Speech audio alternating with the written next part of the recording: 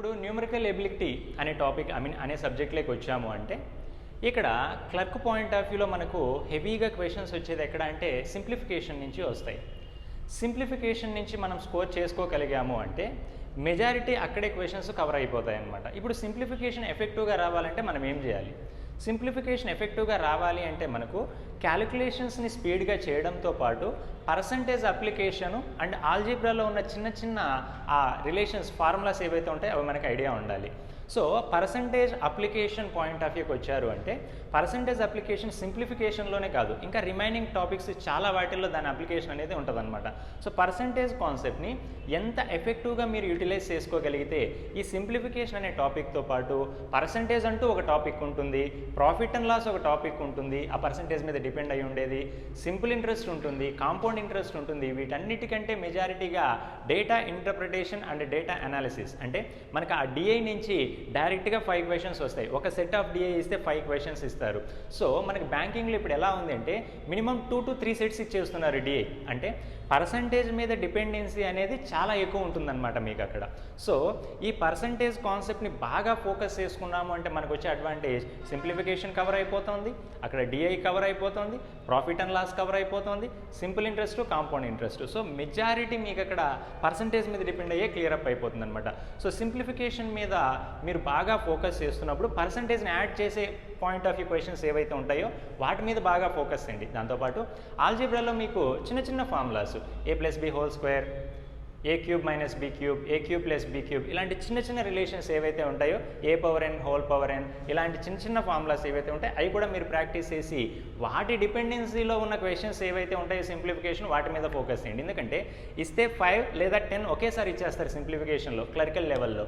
So కాబట్టి మనం సింప్లిఫికేషన్ని ఏ subject knowledge point of వ్యూలో ఇంప్లిమెంట్ చేస్తూ నేర్చుకోవాలి అనే పాయింట్ ఇంపార్టెంట్. ఇక్కడ పర్సంటేజ్ మీద డిపెండ్ అయ్యి ఉన్నాయి, ఎంత ప్రాక్టీస్ చేయాలి, ఆల్జీబ్రా ఫార్ములాస్ డిపెండ్ అయి ఉన్నాయి, ఎంత ప్రాక్టీస్ చేయాలంటే మెజారిటీ అవుట్ ఆఫ్ 10 తీసుకుంటే 8 మీకు వాటి నుంచినే కనిపిస్తూ ఉంటాయి, 8 క్వశ్చన్స్ వాటి నుంచినే కనిపిస్తుంటాయి. సో కాబట్టి మీరు ఆ పర్సంటేజ్ని ఆల్జీబ్రా అప్లికేషన్ ఆ 2 కాన్సెప్ట్స్ అప్లికేషన్ ఏదైతే ఉంటుందో దాని మీద బాగా ఫోకస్ చేయండి. అప్పుడు మీకు మెజారిటీ కవర్ అయిపోతుంది సింప్లిఫికేషన్ పాయింట్ ఆఫ్ వ్యూలో. సింప్లిఫికేషన్ కవర్ అవ్వగానే ఇందాక చెప్పినట్టు పర్సంటేజ్ అనేదాన్ని ఒక్కదాన్ని గట్టిగా పట్టుకుంటే percentage, profit and loss, simple interest, compound interest, installments 5 topics అయిపోతాయి. ఓన్లీ పర్సంటేజ్ ఫ్యామిలీలోనే 5 టాపిక్స్ ఉంటాయి. 5 క్లియర్ అయిపోతాయి మీకు అక్కడ. దాని తర్వాత రేషియో కాన్సెప్ట్. ఇప్పుడు రేషియోలో ఎలా ఉంటుందంటే రేషియో ప్రపోర్షన్ ఒక టాపిక్ ఉంటుంది, అలిగేషన్ మిక్చర్ ఒక టాపిక్ ఉంటుంది, పార్ట్నర్షిప్, ఏజ్ ఇవన్నీ కూడా ఈ 4 కూడా మీకు ఆ రేషియో కిందకి వస్తాయి. రేషియో ఒక్క కాన్సెప్ట్ని మీరు బాగా నేర్చుకోగలిగారు అంటే రిమైనింగ్ టాపిక్స్ దాని కింద రిమైనింగ్ 3 టాపిక్స్ దాని మీద డిపెండ్ అయి ఉన్నాయి, ఎఫెక్టివ్గా కంప్లీట్ అయిపోతాయి. కాబట్టి మనం చేయాల్సింది ఆ మెజారిటీ అప్లికేషన్ ఏదైతే ఉంటుందో ఆ ఆరిజిన్ టాపిక్ని గట్టిగా మనం ఫోకస్ చేసి నేర్చుకోవాల్సి ఉంటుంది. Like percentage, ratio. అలాగే టైం సిరీస్ ఉంటుంది మీకు, టైమ్ అండ్ వర్క్ అని, work and wages, pipes and systems, దాని తర్వాత time and distance, trains, boards and streams. ఈ 6 టాపిక్స్కి ఓన్లీ 3 కాన్సెప్ట్స్ అనేటివి మీకు సరిపోతాయి ఆ 6 టాపిక్స్ని అనలైజ్ చేయడానికి. అంటే time, efficiency, work.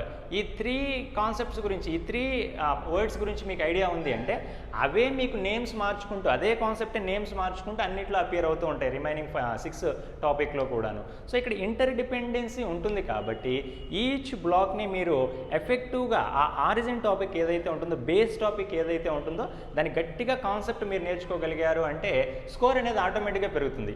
Number of models practice చేస్తే మనకి ఎప్పుడు స్కోర్ పెరగదు.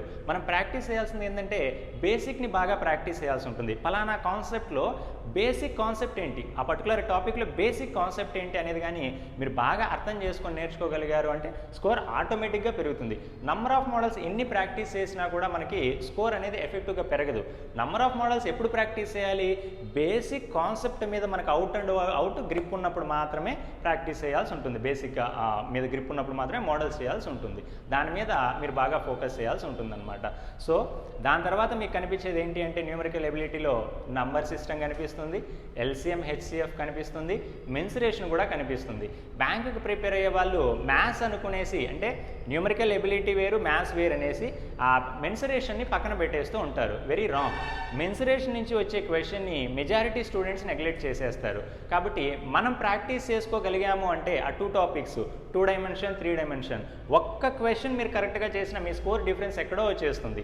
జాబ్ రావడానికి రాకపోవడానికి 0.25 చాలు డిసైడ్ చేయడానికి, 1 క్వశ్చన్ కాదు డిసైడ్ చేయాల్సింది. సో కాబట్టి ఆ మెన్సురేషన్ టాపిక్స్ని బాగా ఫోకస్ చేసి ప్రాక్టీస్ చేసుకోవాల్సి ఉంటుంది ఓపిక్గా. అప్పుడు అది డిసైడింగ్ ఫ్యాక్టర్గా మారుతుంది న్యూమరికల్ ఎబిలిటీ పాయింట్ ఆఫ్ వ్యూలో స్కోర్కి సంబంధించి.